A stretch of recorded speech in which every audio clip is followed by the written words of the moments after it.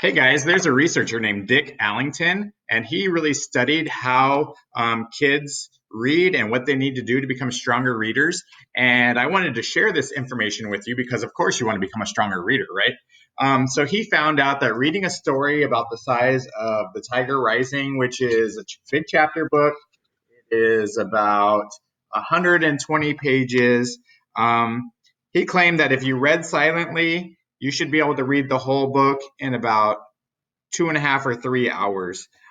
He claims also that kids need to be reading silently for about an hour a day. So, reading a book like The Tiger Rising should take you about a week and a half if you read for about an hour a day. He also said that once you're reading chapter books, you should be able to read them about 15 pages in about 20 minutes. So you should be able to read 15 pages of this Tiger Rising book or the books that you have at home in about 15 minutes. You could read a little bit faster or you could read a little bit slower, but that's the pace that most people are expected to read. So you got your reading logs. I'll show you where they are again. You need to start taking advantage of your reading logs because your reading log will give you a lot of important information about your reading, okay? It's there. I made it for you. It is for you to be using now going forward every day.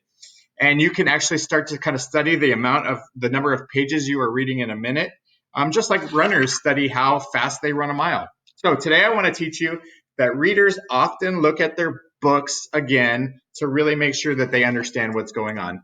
You already know how to do a chronological retelling. A chronological retelling would be like first this happened, then this happened, next this happened, after that this happened. So you kind of tell it in order. But today I want to teach you that you can actually pause to synthesize.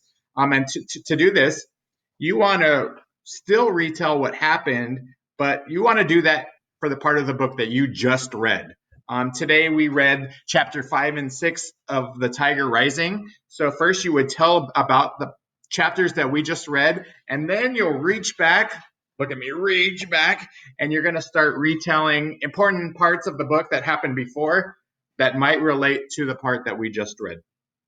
So let's start kind of by retelling a little bit about what we read today in The Tiger Rising. And as you recall from last year and other years, we always did chronologically and started at the beginning of the story, but that's not the only way to do it. So let's try to synthesize our retelling of the Tiger King. So you're going to retell the part that we've just read, and then reach back, and go back to the important parts. So the part that we just read, in chapter 6, Rob went through the school day happily. He was excited that he was going to be free from school for a while. And at lunchtime, he stayed away from the cafeteria because he knew the three mongers would be there. Okay, so that's what just happened. But we're going to reach back and give you kind of some context, right? And kind of retell the earlier related part of the story, how before Norton and Billy had kind of been bullying Rob on the bus every day. The bus driver never did anything, and Rob just took it, right? And that's why Rob didn't want to see them in the lunchroom. So back to my retelling of today's story. So Rob sat on the bench outside the lunchroom. He was looking at his drawing of the tiger when suddenly the cafeteria door swung open, right? And the door swung open, and Sistine, the girl, marched out, followed by some crazy rowdy kids. And Rob wanted to tell her to run away from the bullies, but he kept silent.